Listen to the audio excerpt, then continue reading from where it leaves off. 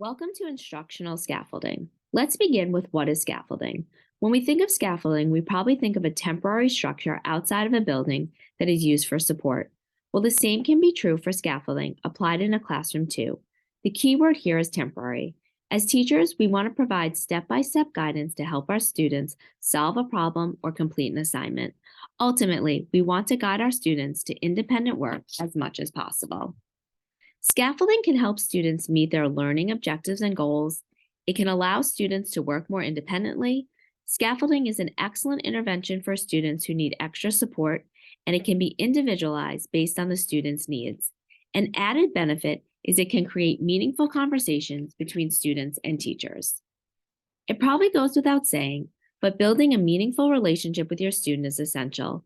This connection allows the student to build trust in your approaches to their learning with them. Next, teachers need to assess for the student's understanding and knowledge of a topic. You can use formal or informal assessments to do this.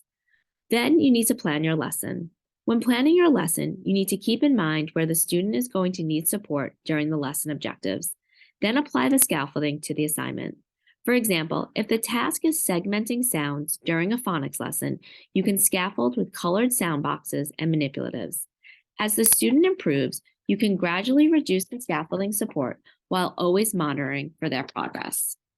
Some classroom scaffolding examples include previewing text and defining vocabulary words, using sentence starters and pictures, graphic organizers and number lines, giving clear, explicit instruction with clear modeling, show them, tell them, let them try, give checklists, and always give students plenty of time to practice and talk. With any instructional technique, there are always pros and cons.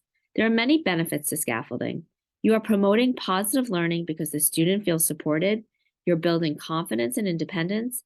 You're giving the student an opportunity to be engaged during a lesson where they otherwise might not be able to.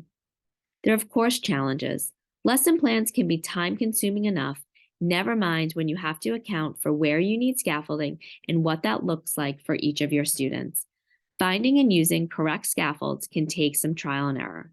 The hardest part for me can be knowing when to back off a little and let the student be more independent. I don't want them to feel overwhelmed and not successful in their learning when it is already a challenge for them. I hope you learned a little bit about a great instructional technique that you can apply to your lessons. Happy planning.